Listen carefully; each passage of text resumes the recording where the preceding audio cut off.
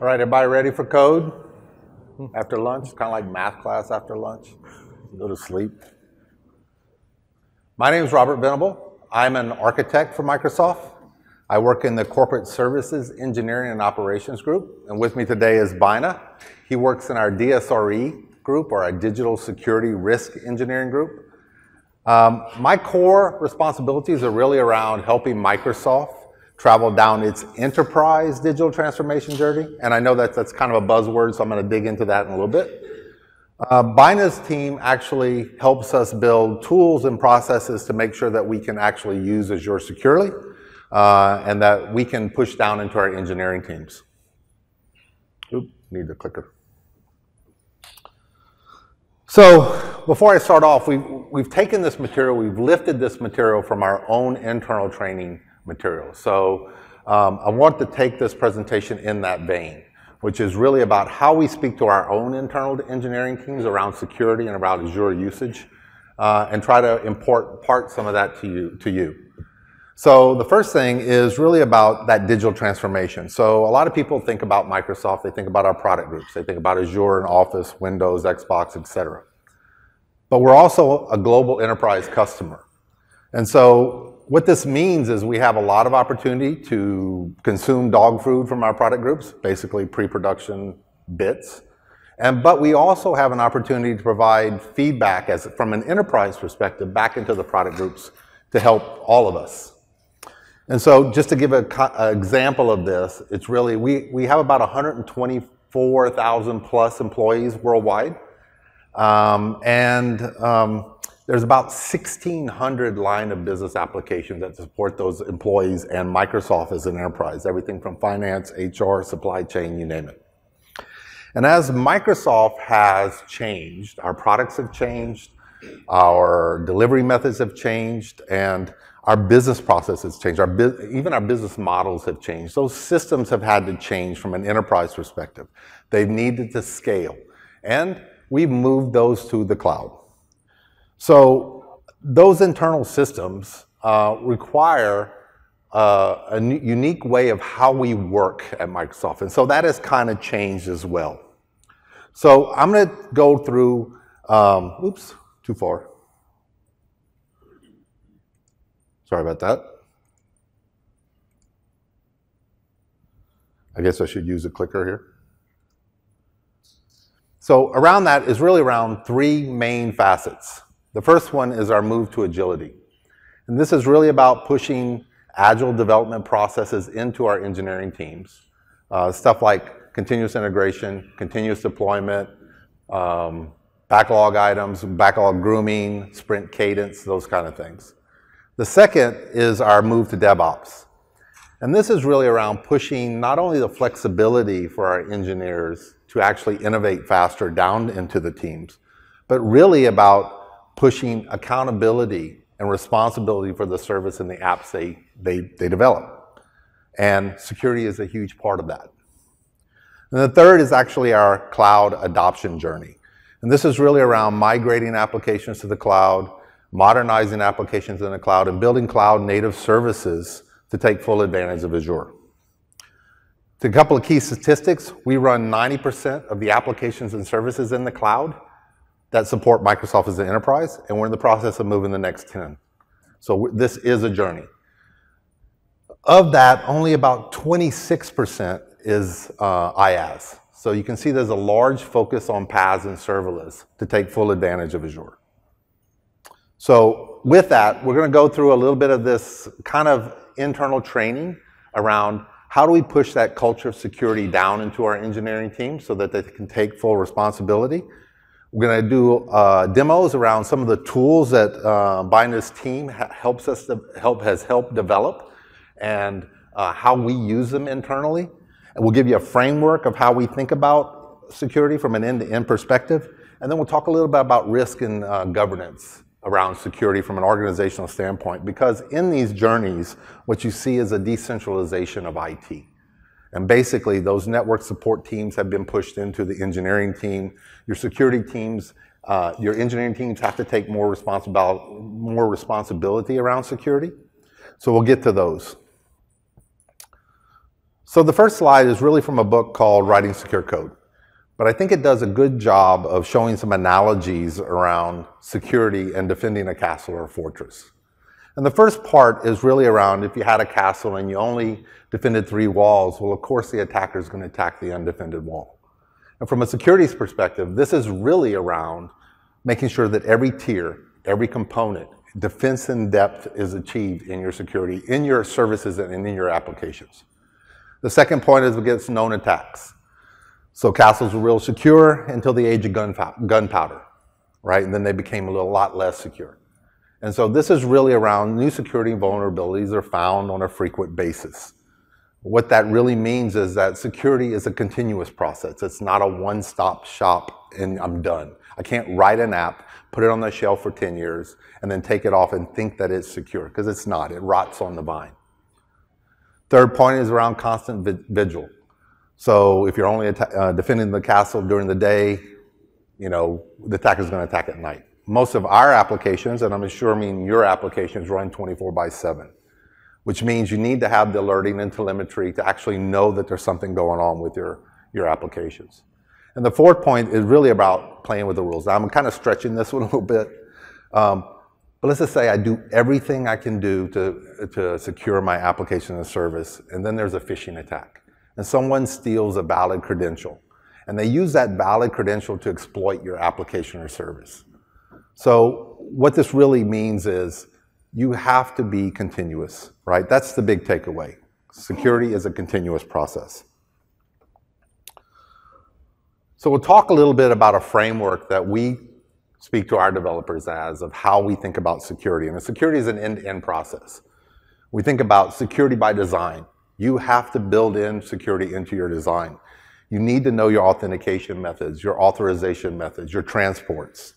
You need to worry about your code, right? Do you have the basic code quality checks? Are you doing static code analysis at all, right? How are you managing your secrets?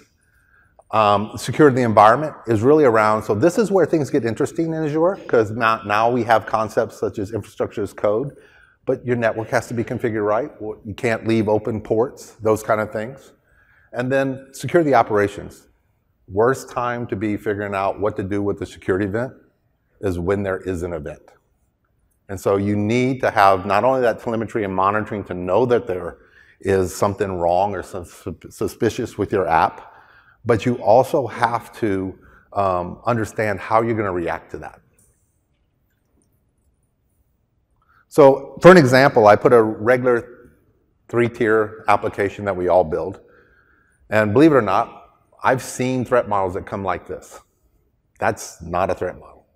There's nothing in here that tells me that this application is secure. I don't know how my components are talking. I don't know my authorization. I don't know my authentication. I just don't know enough about the app. And then I add a little bit more information to the diagram. And I start to see that I start having problems almost initially. Number one is my transport to the consumer or the user is not encrypted. I have a query string manipulation that's possible. And I don't know really how bad it is. But if I take a little bit more code, maybe from the API layer or the back-end layer, now I start to see there's a problem here. I can actually use that query string manipulation to actually inject SQL.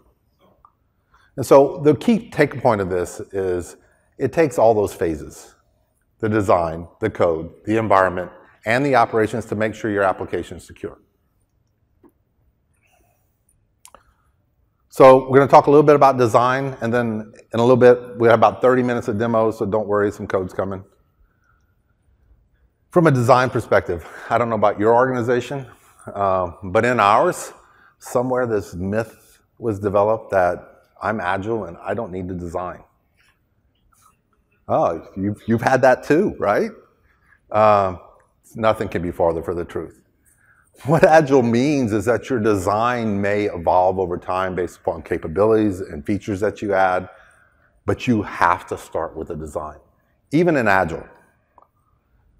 Have a realistic threat model. That was a terrible threat model. It wasn't even a threat model. It was really just circles and lines. Separation of concerns and responsibilities. Not only will this help you from bleeding security incidents from component to component, it'll speed up your dev process immeasurably, right? So being able to deploy individual components without affecting other components, to know the encapsulation.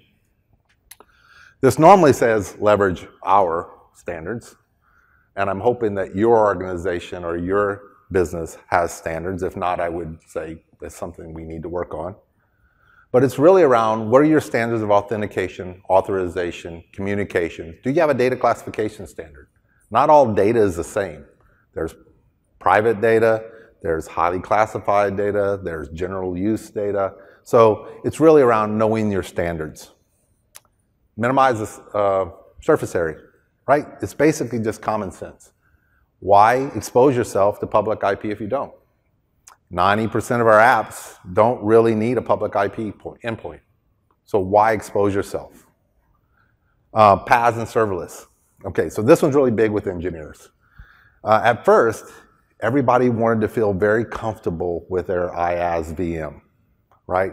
I can do anything I want with my IaaS VM and I feel comfortable. It's just like a VM running in a data center. The problem is, when you push this to an engineering team and then you say, oh, and by the way, you have to patch it, maintain it, upgrade it, it becomes a real issue. So hence you can see from our engineering teams the large push to PaaS and SaaS. And then defense in depth, back to that point around defending every layer. Tiers shouldn't trust each other, right? The first thing you're going to do as an attacker, you're going to attack and compromise a single tier, the weak point, and then you're going to go horizontal from there. Designs. So when we talk about subscription, if I just took a poll, who understands subscription role-based access control? Okay. Oh, really? Okay. So Azure has a role-based access control, an RBAC model, both from the subscription level as well as a resource and resource group level. And so we're not going to probably explain it all here, but it needs to be part of that design. So just like resource groups can be encapsulated to say, hey, I want my back end to be in one resource group, maybe my front end to be in another resource group, or my middle tier to be in another one. What this allows you to do is apply different levels of security into those resource groups so that your support team may not have access to your back end, but only have access to your middle tier or maybe your front end. So you can actually squeeze down what they can get access to. Key Vault. How many people know about Key Vault? Oh, good, better. Best way to keep your secrets out of code, except there's one problem. The problem is you have to have a secret to get into Key Vault. And so we're going to explain how to get around that. And then managed service identity, which will be your main go-to tool.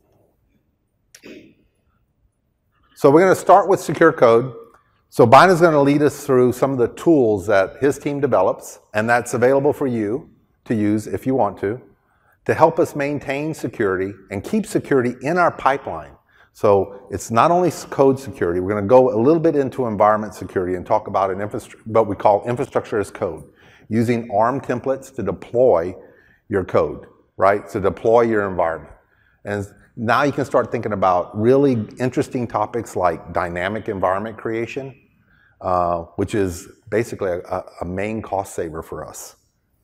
Bina? Yeah. Thanks, Robert. So before I get started, I just want to bring the challenge that we have from security team, right? So all teams moving into Agile, they're doing sprints, right? Our first biggest challenge is how do we scale? How do we get security out of their pace so that it seems to be developers should get their agility, getting the releases out, but at the same time without compromising on security. So my whole session and the demo is based on that principles, how we actually transformed ourselves such that we become part of the DevOps workflow. Now, these are the various stages of the demo. So I'm going to start from a very basic application. From there, explaining about the various stages of this DevOps journey, how security is very much integrated with the developers on their life cycle. So let me quickly get back to the application here. So for this demo, I'm using a .NET Core web app. It's like template that is available online. Most of the people might have already tried it out. It's a .NET Core web app with storage as a backend, right? So let me quickly execute this. So I have implemented this demo. So it pretty much looks, I mean, people have used this template, they would have already noticed something like this. I can do upload blob, list blobs, lot of things, right? So pretty much Microsoft made it a lot simpler.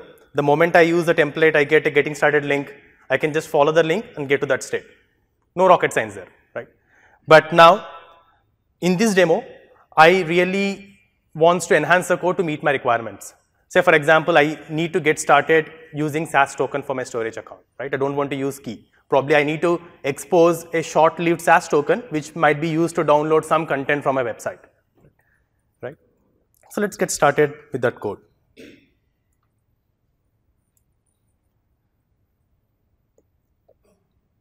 Pretty simple, not too fancy. I just have a policy there with just read on blob, and I'm just saying that give the expiry time for just 5 minutes, right? So that people can download and it expires automatically after 5 minutes. But if you notice, there are some interesting things being worked by IntelliSense, right? There are some red and green there. If I just hover on that, I don't know whether you guys can read from the backend, but it actually tells me this option is not secure. This is where I introduce you to the first extension that we made available to our engineers called Security IntelliSense. So what we have done is we incorporated also security tools within the IntelliSense framework such that people while writing the code, they can directly get these hints. So in this case, it suggests me to use HTTPS only, right? So the moment I do that, that warnings go away, that error goes away, right? So all this extension is already available in public, right? So you could directly go ahead and install from the marketplace, and we also made it available as part of the GitHub open source documentation as well, right? So this is one such tool which I'm going to talk about, a overall toolkit called DevOps Toolkit for Azure, which has been extensively used within our organization, which helps the engineers for the different stages. So Security IntelliSense is part of this toolkit. So we will see how different parts of this toolkit is going to help engineers in different stages. And just, we'll break in here just 1 minute. We'll give you a link to all these resources at the end in the slide so you can get to them. Perfect. So I followed all the instructions. I did all these recommendations and ran static code analysis and everything, right? If you notice the next thing here, it's trying to read the connection string from the JSON, right? So this is what the default sample which we typically get, right? And you look connection string something like this, a storage account key. You know, this is the most favorite part for the hackers. They would love to have, like, you know, people doing this kind of mistakes, leaving their secrets in the code, checking in somewhere. Once they get the machine, they'll directly find SRC folder on your laptop and try to scan for secrets. Done, right? So obviously, we don't want to allow this, right? So how can we do these things?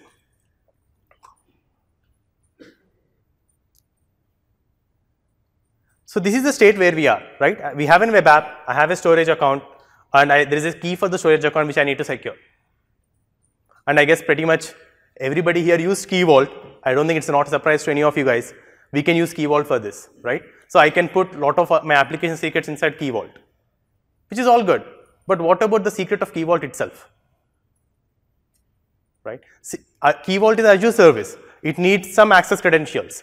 So my application needs to have those access credentials, right? So what we started enforcing our teams is to use managed service identity, which is also like not that too new. It's almost like an year-old feature, but it's pretty powerful, right? So what this helps us to get rid of that last secret as well.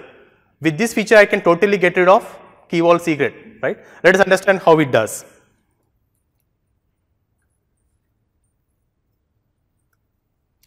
So this whole managed service identity works with the concept of making your application as a first-class identity.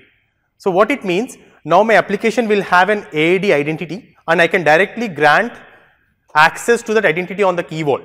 So technically at the runtime, my code is smart enough to use that application identity as an access to the Key Vault and get the secret out, right? So let's see that in action. So first, it involves three simple changes. I need to get rid of secret. So it's no more connection string here, it's just a Key Vault URI, right? That's a change one.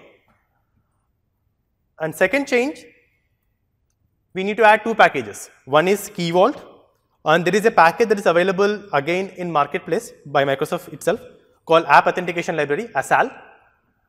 This abstracts a lot of complexity involved in MSI. I mean, it makes it really simple. I'll just show you how simple it is. So I just added these two packages. That's a change 2. And the last change, these 3 lines of code. That's it. So what this code is going to do is, at runtime, it identifies what is identity in which this particular application is running and going to use that identity to access Key Vault. So here, if I'm running from a local machine, it's going to use my identity. If it is running on the app service, it is going to use the application identity which we have just enabled for MSI. So we just need to write these 3 lines of code. And if I get back to my blobs container controller here,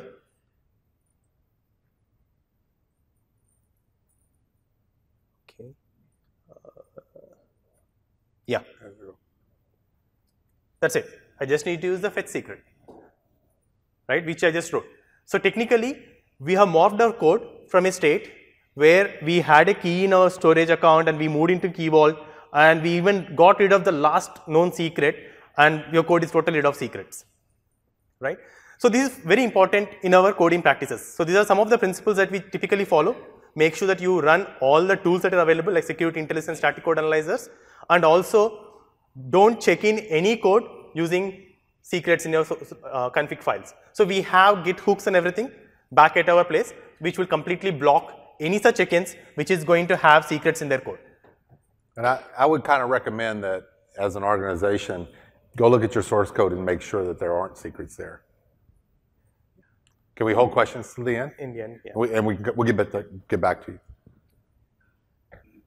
you. So now let's move on to deployment, right?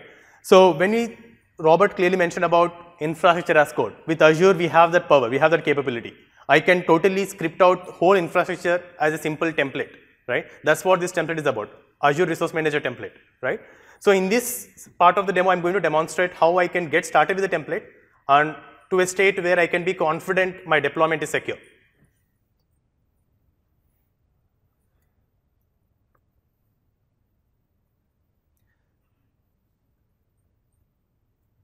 So pretty simple. I don't know any, have you guys using this feature?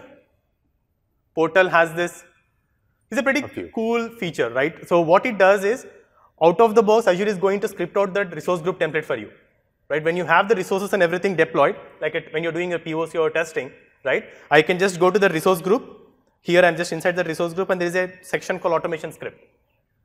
It will emit out whole of the JSON template that can be used to deploy and create the resource under this resource group. Okay, so what I've done, I took this template, it's a good start for me, right? And now I can start using for my building on top of that.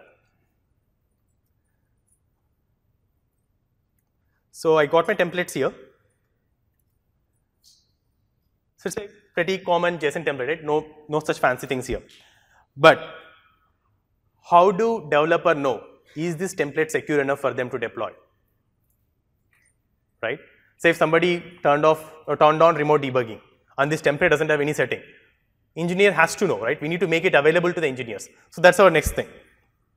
So to do this, to achieve that, we follow 2 approaches. Approach 1 is, we made all the templates available for the engineers in our GitHub repo, same public repo. We try to create all the secure templates as examples. People can just go ahead and look at this template and see how it looks and what are the different security settings that they need to be aware. But as we know, it's little pain, right? We need to go and look at each and every property and do that stuff. And the best way that we encourage most of our engineers to do is to use a commandlet part of the DevOps toolkit called ARM template checker, right? I'm just going to execute that commandlet. So this PowerShell module is also published already in PowerShell Gallery. So you could go ahead and install, the same link is available at the end of the session. So I already installed that module and imported it into the current session. So there is a command here called get azsk ARM template security status. So it's a pretty simple command. It just takes the ARM template JSON file as an input or a folder path. It could be having bunch of templates, right? So when I execute this particular command, It's pretty quick. It's done its job, right? So it went ahead and scanned the template that I have, and it emitted out some errors. You know what? Your template is not as secure that you want to be, right? So it also tells me that there are a bunch of logs that are getting generated at this location. So let me quickly open that log file here. Okay, so it's a similar one which looks pretty much similar to this. So you have bunch of control IDs and the status corresponding to that, right? And if you take a look at the one such control here, remote debugging for an app service, which we don't want by default to be turned on, right? So it tells me the severity of the control and where exactly to look for. It tells me the JSON path. In your JSON at this location, you could find this property on the line number. So if you have a huge template with multiple resources, it can tell you exactly what line number you have to look for and what is expected value for that and what is actual value. So as an engineer, you could just run this thing, a simple commandlet, identify all the issues and fix it, right? And I did the same thing. So I went ahead and fixed all the issues and I just reconfirm it again.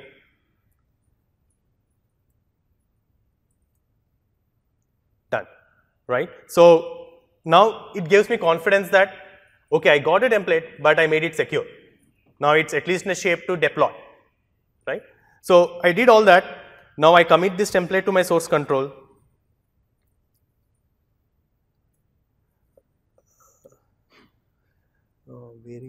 Yeah. So I have my templates and everything checked in my Git repo, right?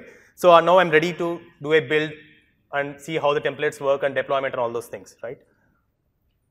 So pretty straightforward build, not too fancy. It just compiles all the source code and publishes the artifacts to a build artifacts location, right? Moving on to the release definition here.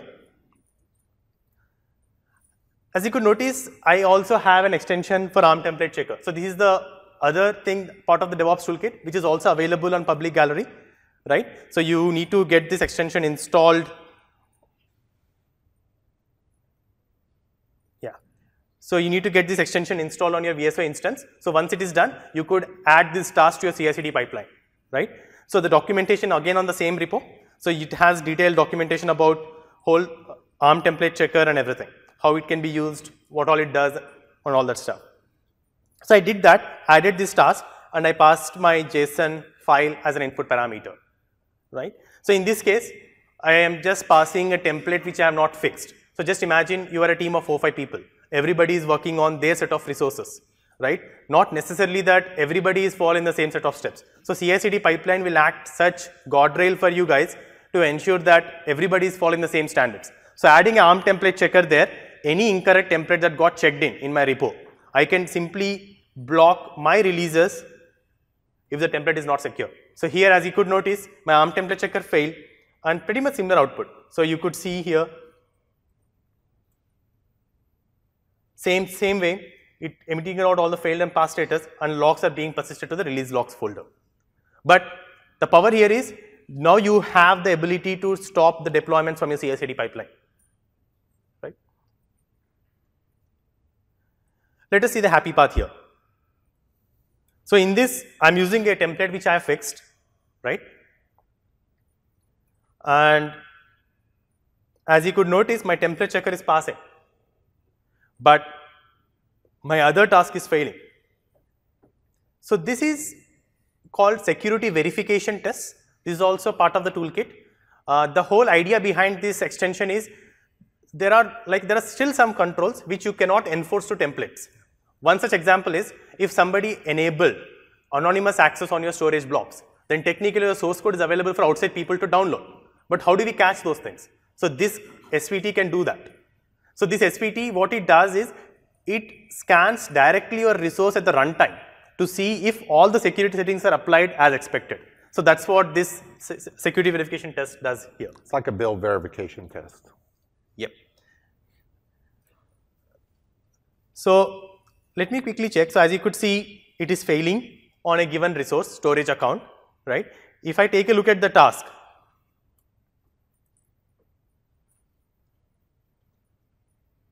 as you could notice, I am trying to scan certain resource groups on the subscription ID, which is demo web app and demo core assets, right? So in this whole application, I just deploying my web app. I just show the template of the web app, I'm deploying my web app. But that is not my whole application. My whole application consists of a key vault, a storage account, and a web app, right? So which has been distributed in 2 resource groups. One is the core assets and one is the web app resource group. So what I'm doing here is, even though I'm deploying just my web app, I can use SVTs to scan holistically. That is your complete application is secure. So in this case, it turns out to be my storage account is not secure, my web app is secure, right? So as an engineer, what I can do? So again, it's a part of the same module, AZSK, the DevOps Kit module. So I can go ahead and run this simple command here, AZSK services security status on the subscription ID, resource group names and everything. Let me quickly execute this. While I was running this actually can be run at any time, right? So if you think about it, we have automation accounts to talk about earlier, which it's run on a daily basis. Yeah. So I could even run on all resource groups. Say example, here I'm just running on the specific resource. If I provide the value as star, then technically I'm asking, go ahead and scan all the resource on my subscription, right? It will immediately give you the security health of your resource on the subscription. So in this case, it has done. So it went ahead and completed the scan. As you could notice, it's actually failing.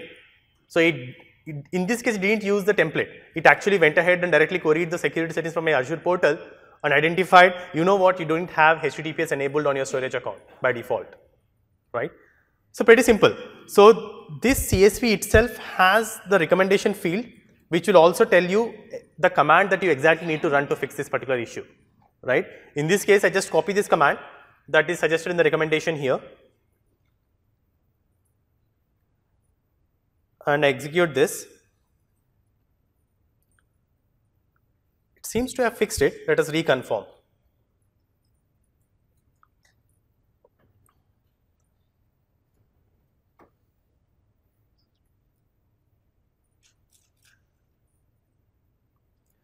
So if you notice, right, especially this did 2 things to the engineers' mindset.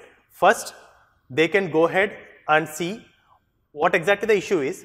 That will give the visibility of the security issues in their resources and an ability to fix them, right? Apart from this, second benefit that we started noticing is they are getting security trained, right? How? So let me, before go there, let me just show the CSV. And it all got fixed. Same thing, as a simple fix recommendation, I just follow the recommendation and rescan the command and it tells me I'm all looking good, right? So I was talking about engineers learning about security, right? So especially if you talk about any resource, there are a bunch of things that you need to worry about, like security controls. If I'm talking about app service, these are the set of controls I need to worry about app service. Storage account, these are the controls. So what we have done is, we actually published all these controls that we are expecting an Azure feature when you are using on production, right, should follow.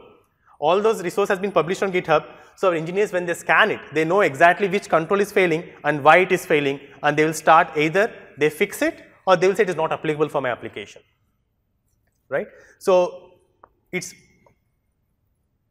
is just example for an app storage account. So you could find a complete TOC for different features. So there is bunch of 26, 27 features which are most commonly used. All those things are published on GitHub.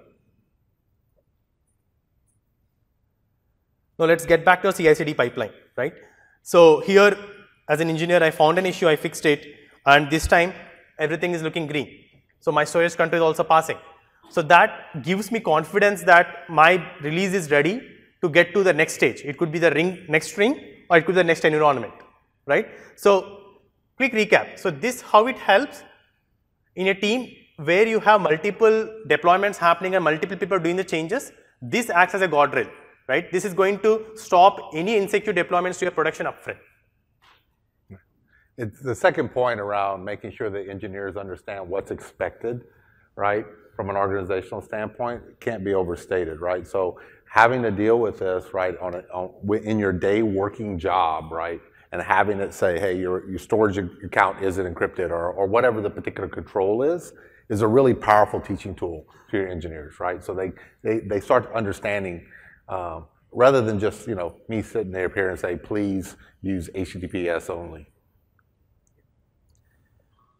So now we have gone production.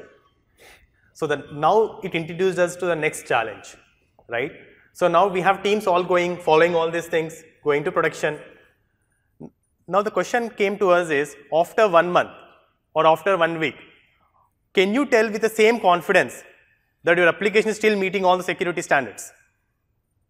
Right? The same question that we typically anybody have. How can we tell with confidence that your security hasn't drifted? All the hard work that we have put until now is actually still met and continuously maintained. So this where we started introducing a concept called continuous assurance to our engineers.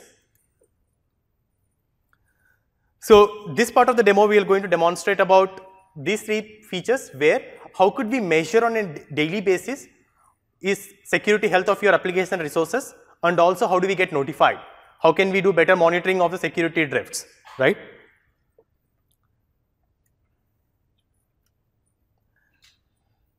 So again, pretty simple command. It's called as install AZSC continuous assurance, right? This command is going to do all that heavy lifting. So the whole concept that we have worked out is we get an automation account installed on everybody's subscription, which is responsible to scan on daily basis and report any drifts. So this command is going to set up the automation account, schedules, runbooks, all the required stuff at the backend, which does the job for us. So let us quickly take a look at what this command does at the portal.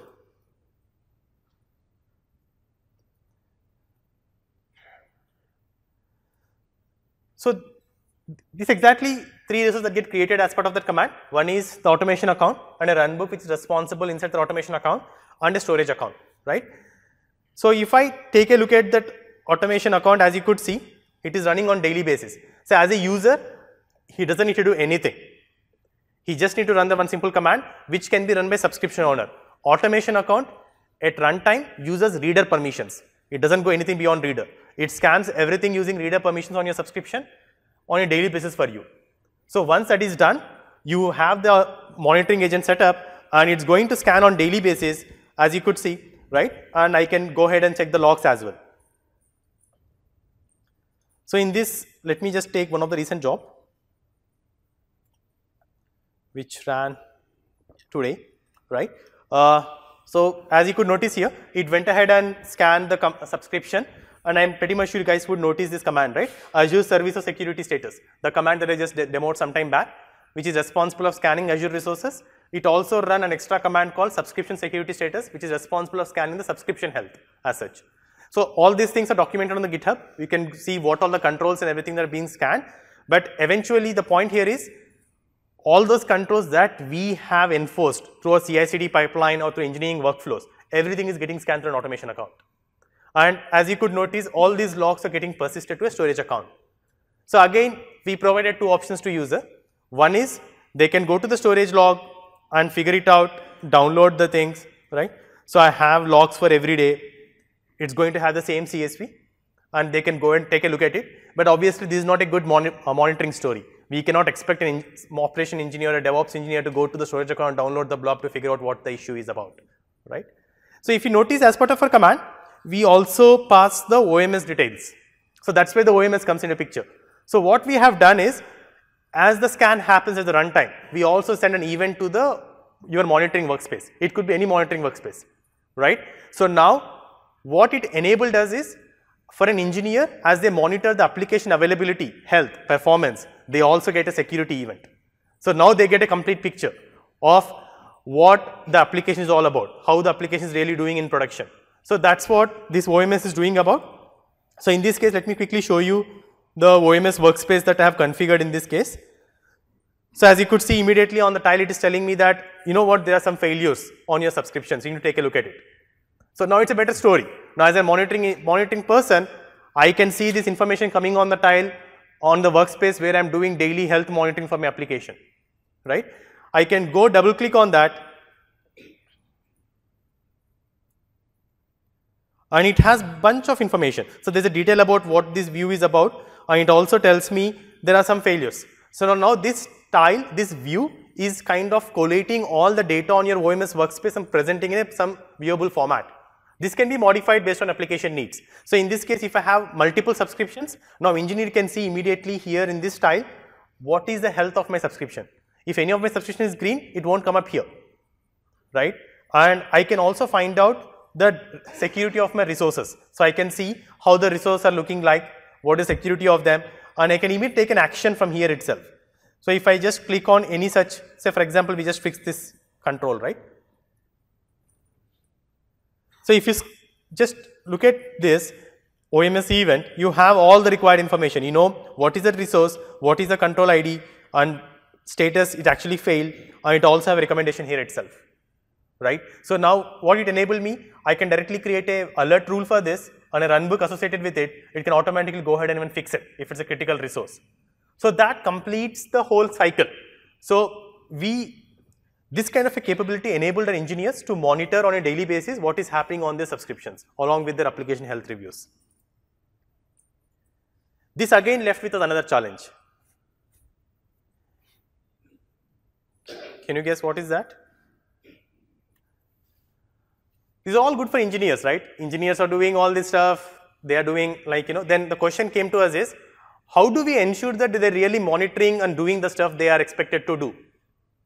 We are security, we need to have that kind of a confidence, right? We never do anything wrong.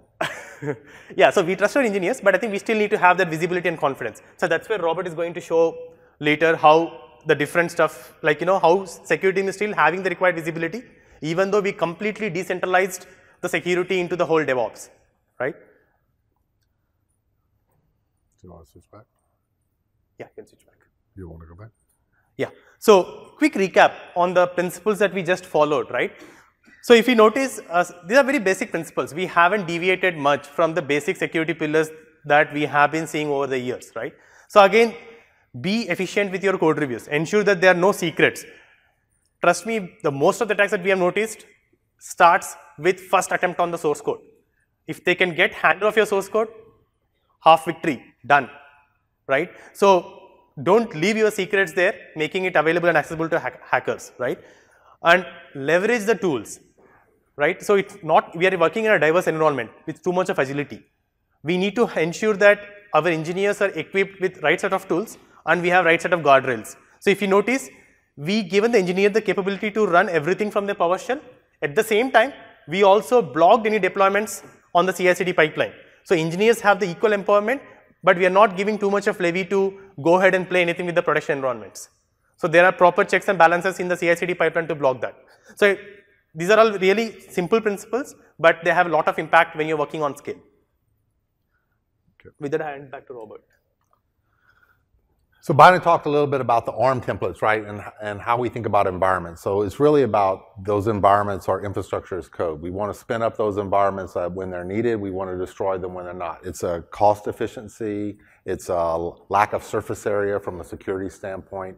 And so I would implore you to look at the ARM templates if you're not using, and look at infrastructure as code as a concept. So to dig a little bit more into environments, so another issue that we've seen in our own internal engineering staff is people using production data in non-production environments. Basically, a developer spinning up a POC, and he says, oh, where did I go get data? Oh, I know where to get data. I get it from the production backup. Bad move, usually. So what we need to really enforce down to our engineers, and like I said, this is part of this is from the training, which is if you have production data in any environment, it is a production environment. And so you have to have all the guardrails and all the security that you need. That's everything from auth in to auth Z, right? You need to have RBAC hygiene. So even though we're in the DevOps model, right, there's always a DRI or SRE or somebody that needs access that may be doing support. And so for this, it's really about making sure you understand the scoping of your RBAC controls. If you don't need subscription level RBAC controls, don't give subscription level controls. I'll actually show you a model about how we actually secure our subscriptions and resource groups. And then public versus private IP. Nothing wrong with public IP, but why put yourself out there if you don't need to, right? You're just giving a larger surface area of attack. And then there's specific policies that we've applied that basically say you're not going to do corporate to public IP bridging. Patching. This is where we start getting to that IaaS, PaaS, serverless conversation. And it's really around, it's hard enough for central functions to patch all their servers. We were at 60,000 VMs at one point in our on-prem data centers, right? That's a lot of patching that has to go on. And so getting that away and giving the engineers the ability to get away from that patching is extremely powerful. The other thing about patching is it's not just the OS. All those accelerators, those NuGet packages, the things that you add on, what we tell our engineers is if you add those into your source code, you're taking responsibility for that security. Meaning, you better have an upgrade plan. So if an Angular version has a problem, you need to be able to upgrade, and upgrade quickly. So it's not just the OS. So we're in our journey. So Microsoft is, from an IT, from a CSEO conversation, we're in our journey. And this is how we've chosen to roll out our subscription model. And so our subscription model right now is based around services. Now, services is an overloaded term in this particular world right now. In this particular example is a tax service. And this tax service may have multiple components in that tax service. There may be an indirect tax, a direct tax, there could be tax reporting, there could be tax auditing, and these are broken out actually as individual RGs within that subscription. And then that also allows us to have common components that float all the different ones, right? So if there's a set of business rules or a set of storage accounts, you can have these common RGs that actually span all the others. And then we also put our dev in the same subscription, but we isolate that as a pre-production resource group. So a couple of key points here is persistent access. We're trying to get rid of persistent access. And this is those individuals or those accounts that need access all the time. They're the break glass scenario, right? And we restrict this to less than 5 people and only to an alternate account that can't be phished. They don't get email in this account. And then from a deployment standpoint, we're moving the whole group, the whole engineering force towards infrastructure as code, which really means that I can use things like SPN to deploy my code. I don't want a user to actually deploy the code. I want the deployment to go through the build and go through the security checks, right? So this is kind of a concept to where if code changes in production, it goes through a deployment. And then this last piece, we're on this engineering journey. So, and this is just being open. Right now, you open Visual Studio and you want to look up your resources in Azure and stuff, you're going to need at least reader access to look at those things. And sometimes if you're submitting a job, whether it be a service fabric or your ADLA job, whatever that is, you might need to even be a contributor. So we're working with the product groups to narrow this down. So we really want to get to a place to where we actually are just moving code by a deployment, by a secure pipeline. PIM, let me go back for a second. On the PIM stuff, this is actually privileged identity management. It's part of your AD Blade if you're looking at Azure. And this is really about just-in-time access and elevation of privileges. So if a support engineer needs access, you can actually go ahead of time and say, I think Joe is going to need access to production while he's on call this week. He doesn't have access until he needs it. But when he needs it, he can get access, and then, by the way, he gets pulled right back out. And so you can time bracket these things. Not only time bracket how much time he's in, but how long he's eligible to be elevated.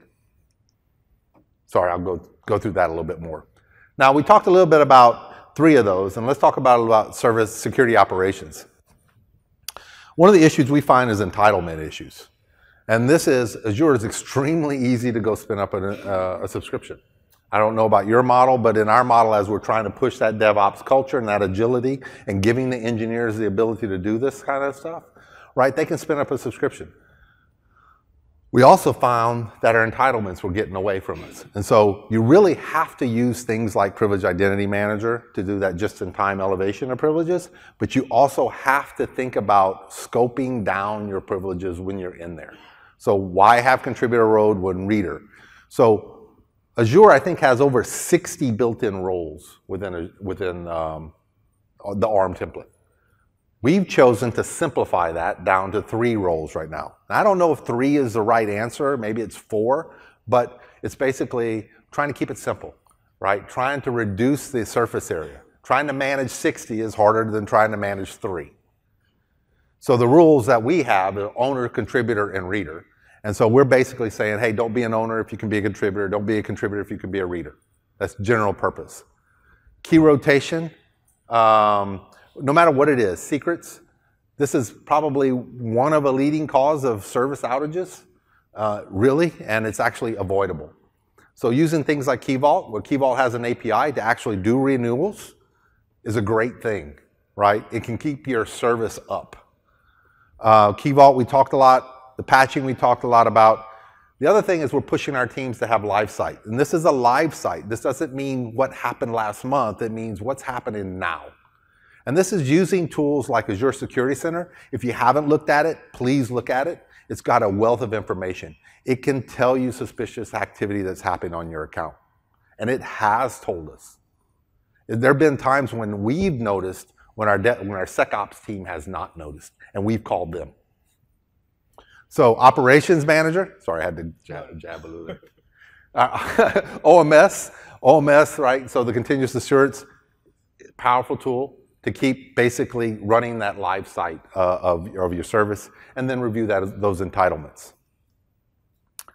So as Mina was talking, all these engineering teams have these controls and have these processes that they're supposed to follow. But how do we feel comfortable as an organization around the security controls of all these different engineering teams? And there's, I don't know, hundreds of engineering teams, right? Yeah. And so we've adopted this kind of federal, state, city, and local type of government where all this information feeds into these OMS workstations, and then we basically dashboard them. So the live site, the engineering team that's operating on the service has their own live site, uptime, performance SLAs, security stance. But then we roll it up at every different level. And we can say, hey, this is what the security stance looks like all up for this particular area, for a city, for service, so like tax. And then we can roll up to a state or what we call an offering level. And this would be, what do we look like for finance in general? Not just tax, but finance. And then we roll it up again and say, how do we look at this from an organizational standpoint? And so we actually meet on these dashboards on a regular basis to basically review and push down and put pressure where we need to put pressure, right? Because it is a journey. We started really bad. So this actually helped us a lot to get so that required. The takeaways are really, what we try to push our teams to take away is really around the culture. And this is probably the strongest statement I make in any of the training, which is you as engineers own the security of your service. We can give you tools, we can help you, but you own the security. The second one is security is end to end. It's kind of that framework, which is just use the tools that are available, right? And then monitor your service, right? It's part of that life cycle. You have the responsibility for not only your uptime, and your performance SLAs or OLAs, but you have the responsibility for your service all up. It's a kind of a cultural shift. And most engineers are really willing to take that until they understand, oh my gosh, I got to do patching? I don't want to do patching. And then a learning mindset. Azure is changing, and it changes all the time. For us especially, it changes. And so you always have to be continuously understanding what are the new features coming from Azure, as well as what are the new security vulnerabilities or the new development methods even that you want to try within your organization. This is a slide with all the resources to the tools that Bina showed you, along with some support link. So this is all open source. It's available in GitHub under MIT license. So we have customers who have taken the clone and working on their own version. And I believe this deck will be published after. And then if you're interested any more about internal Microsoft, and I'm talking about Microsoft as an enterprise and how we've had to change, there's some other sessions. Kurt Delbaney is our Chief Digital Officer. He's given a session. I would encourage you to learn more about those buzzwords, digital transformation, It seems to be thrown around a lot. And then there's some other sessions that we're having in the thing. This will be there that you may want to attend. IT Showcase is a site that has a ton of material. It has white papers, case studies, things that we've done, things that we've tried and we found that work, and some things that we found that don't work. Oops, too far. And so I got 5 minutes left. I wanted to open up a Q&A. Do we have 15 minutes? It says 5 minutes. Go ahead. Can you go to the mic? The links, references page. The link? That one? Sorry. Go ahead. Are the Visual Studio extensions, are they also available as plugins for VS Code? Currently, it is available for Visual Studio. We need to work for VS Code as well, so that's on the plan. Okay. By the way, please evaluate so we know what if this content is right, not right, if we can do better. Good? No more questions? Yeah, go to the microphone. Go ahead. How do you manage giving people temporary access to Azure resource groups? We give our plan, and most of the times we use PIMs, so Privileged Identity Management. Okay. So what that is that basically you come in and you can approve a person to have access for a specific amount of time, and then they can request access when needed. So it's kind of like a pre-approval. Okay, great. Thank you. Okay. For resources that have already been deployed in Azure, will you be adding like all these sorts of checks to the Azure Advisor and stuff? So the resource already deployed, you could use the same command that I've just used, right? So Sure. you can go ahead and scan the security state. That's the state we were in, right? When we started, we were already too much into Azure. Okay. So now we really in a better shape when compared to what we were a year back. Great. Yeah, you can run that command in any of your resources now. Sure. Thank you. So you were talking a lot about DevOps and VSTS. Just curious your thoughts around personal access tokens and security around those. I didn't get it completely. Can you? Personal access tokens for VSTS. Oh, okay. So you're talking about the deployment pipelines, access tokens required at that time. So yeah, I think we couldn't get a chance to cover a lot about it. But if you think about CI/CD, especially in VSTS, right?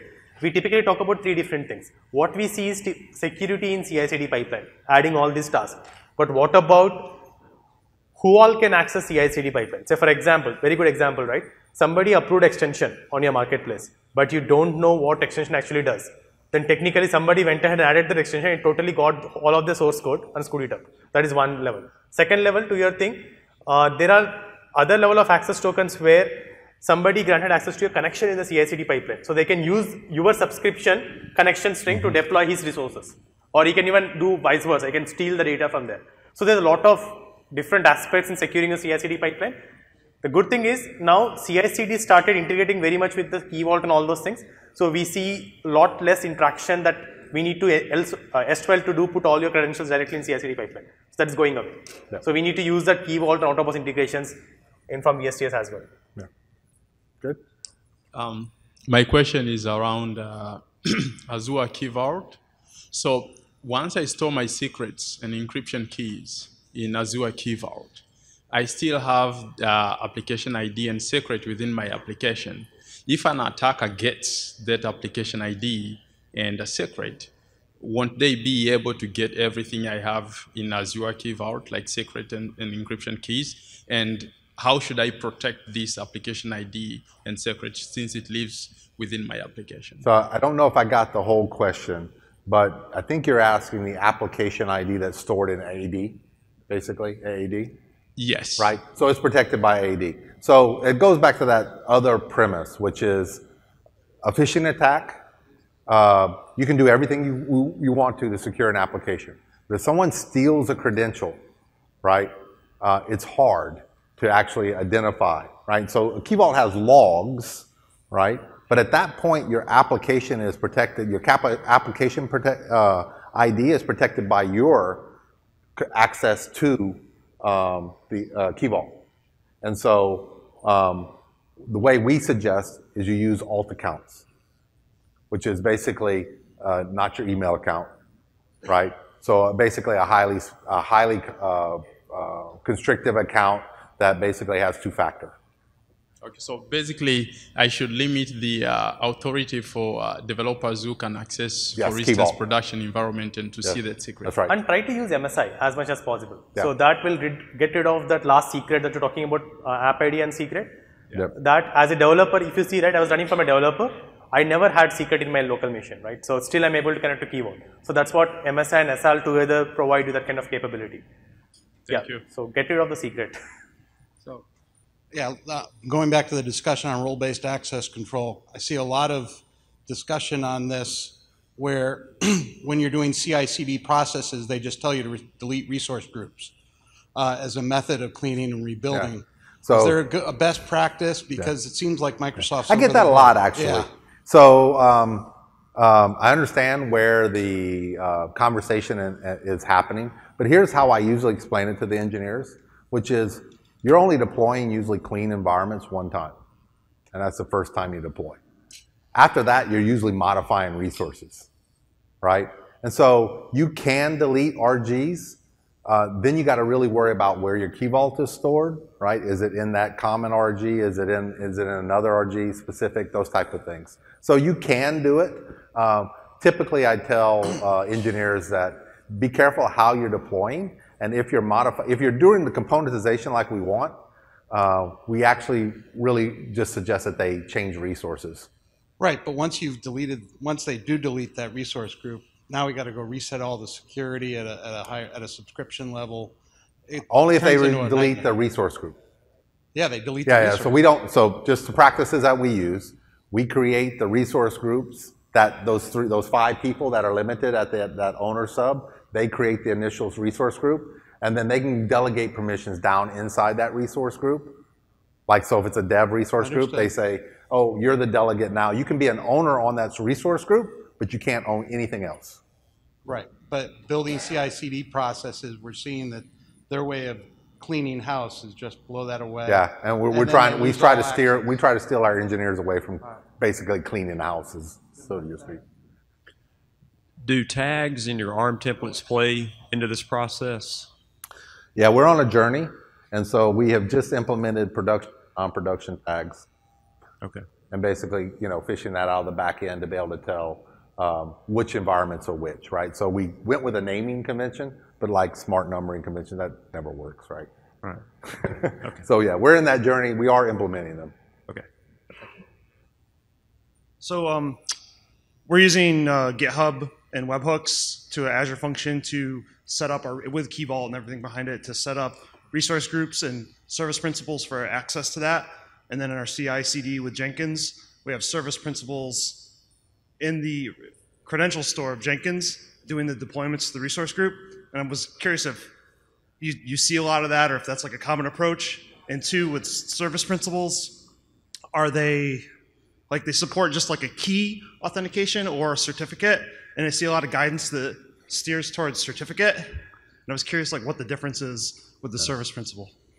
So, first thing, Jenkins, we are not heavily using it Microsoft for sure, because there are its own issues like, credential storage. People can just get your Jenkins back and get the credential out of it. So we are using VSTS heavily. And regarding to your other question, right? Are we using the certificate or credential based? Certificate is better when compared to credential, because once you install, you cannot extra certificate out. So typically, even in the automation account, if you see, right, we need an SPN with a credential. The credential is certificate. So once we install the credential, we delete the certificate. So the password is lost. So you can only regenerate it, right? So that's one benefit. And even better, in VSTS, they have this Key Vault integration. So you don't need to do any of these things.